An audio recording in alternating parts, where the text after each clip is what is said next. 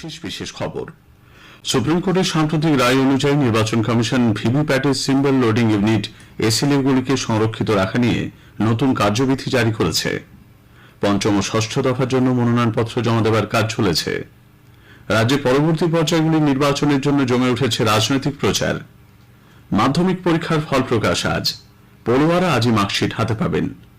দক্ষিণবঙ্গের প্রায় সব জেলাতেই শনিবার পর্যন্ত তাপপ্রবাহের পূর্বাভাস দিয়েছে আবহাওয়া দপ্তর। আসছি বিস্তারিত খবরে। সুপ্রিম কোর্টের সাম্প্রতিক রায় অনুযায়ী নির্বাচন কমিশন ভিভিপ্যাটে সিম্বল লোডিং ইউনিট এসএলইউগুলিকে সংরক্ষিত রাখা নিয়ে নতুন কার্যবিধি জারি করেছে। সব মুখ্য নির্বাচনী আধিকারিককে কার্যবিধি মেনে এসএলইউগুলির পরিচালনা ও সংরক্ষণের জন্য প্রয়োজনীয় পরিকাঠামোর ব্যবস্থা করতে বলেছে কমিশন। উল্লেখ্য, ইভিএমে পড়া ভোটের সঙ্গে ভিভিপ্যাট বা ভোটার ভেরিফাইবল পেপার অডিট ট্রেলের কাগজের স্লিপ 100% মিলিয়ে দেখার আবেদন শীর্ষ আদালত সম্প্রতি খারিজ করে দিলেও ভিভিপ্যাটের এসএলইউগুলি ফল বেরোনোর পর 45 দিন সংরক্ষিত রাখার নির্দেশ দেয়। 1 মে বা তারপর ভিভিপ্যাটে প্রার্থীদের প্রতীক লোড করার প্রক্রিয়ায় এই সংশোধিত কার্যবিধি মেনে চলা বাধ্যতামূলক বলে জানিয়েছে কমিশন। ভোটে ব্যবহৃত সংরক্ষিত এসএলইউ কন্টেনারগুলিকে গোলাপি কাগজে এমনভাবে সিল করতে হবে যাতে সিল না ভেঙে কন্টেনার খোলা না যায়। প্রার্থী বা তার প্রতিনিধি সেই সিলে সই করবেন। এর 24 ঘন্টার মধ্যে জেলা নির্বাচনী আধিকারিকের কাছে এসএলইউ কন্টেনারগুলি জমা দিতে হবে। আলাদা স্ট্রং রুম রাখতে হবে সেগুলিকে। রাজ্যে পঞ্চম ও ষষ্ঠ দফার জন্য মনোনয়নপত্র জমা দেওয়ার কাজ চলেছে। পঞ্চম দফায় প্রার্থীপদ দাখিলের শেষ দিন আগামীকাল 3রা মে। মুখ্য নির্বাচনী আধিকারিকের দপ্তর সূত্রে জানা গেছে, পঞ্চম দফায় এ পর্যন্ত জমা পড়েছে 51টি মনোনয়নপত্র। এই দফায় 20 মে ভোট নেওয়া হবে বনগাঁ, ব্যারাকপুর, হাওড়া, উলুবেড়িয়া, শ্রীরামপুর, হুগলি ও আরামবাগ এই 7 আসনে। ষষ্ঠ দফায় 8টি আসনের জন্য এখনো পর্যন্ত জমা পড়েছে 14টি মনোনয়নপত্র। মনোনয়ন দাখিলের শেষ দিন 6 মে। এই দফায় 25 মে ভোট গ্রহণ তমলুক, কাঁথি, ঘাটাল, ঝাড়গ্রাম, মেদিনীপুর, পুরুলিয়া, বাঁকুড়া ও বিষ্ণুপুর আসনে। এদিকে তৃতীয় দফায় ভোটে মোতায়েন থাকছে 334 কোম্পানি কেন্দ্রীয় বাহিনী। এর মধ্যে 144 কোম্পানি যাবে মালদায়। মুর্শিদাবাদ জেলায় থাকছে 178 কোম্পানি। পাশাপাশি ওই দিন কৃষ্ণনগর পুলিশ জেলাতেও 12 কোম্পানি কেন্দ্রীয় বাহিনী মোতায়েন রাখা হবে। এই দফায় আগামী মঙ্গলবার 7 মে ভোট নেওয়া হবে মালদা উত্তর, দক্ষিণ, জঙ্গিপুর ও মুর্শিদাবাদ আসনে।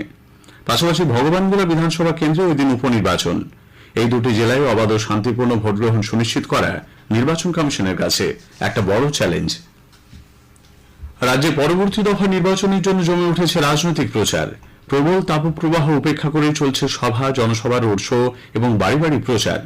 শীর্ষ বিজেপি নেতা প্রধানমন্ত্রী নরেন্দ্র মোদী তৃতীয় দফার ভোটের প্রচারে আগামীকাল রাজ্যে আসছেন।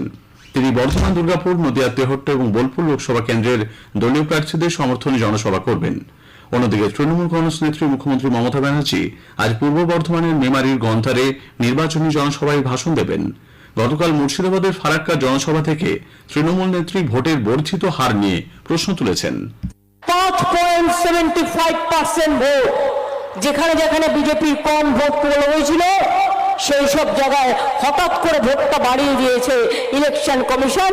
একটা নোটিশ জারি করেছে। হঠাৎ করে বেড়ে যাওয়া মানে এটা তো নয়। প্রায় 19 লক্ষের মতো ভোটার মেশিন মিসিং আছে অনেক দিন ধরে। যে বিজেপি শাসিত রাজ্যগুলো নিজের ইচ্ছা মতো লোকের ভোট পাল্টে দিয়ে নিজেদের মেশিন ঢুকিয়ে দিচ্ছেন, এটা আমার সন্দেহ।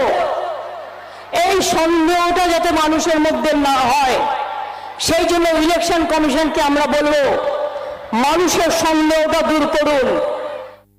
দেশে শ্রমিকদের অবস্থা নিয়ে কেন্দ্রীয় সরকারের ভূমিকারও সমালোচনা করেছেন মুখ্যমন্ত্রী। এদিকে মুর্শিদাবাদের মাটিতে দাঁড়িয়ে মুখ্যমন্ত্রীর এই বক্তব্যের বিরুদ্ধে সরব হয়েছেন বিরোধী দলনেতা শুভেন্দু অধিকারী। বহরমপুরে জনসভায় গতকাল তিনি বলেন, রাজ্য সরকার কাজের ব্যবস্থা না করতে পারার কারণেই এই জেলার হাজার হাজার মানুষকে পরিযায়ী শ্রমিক হয়ে ভিন রাজ্যে যেতে হয়।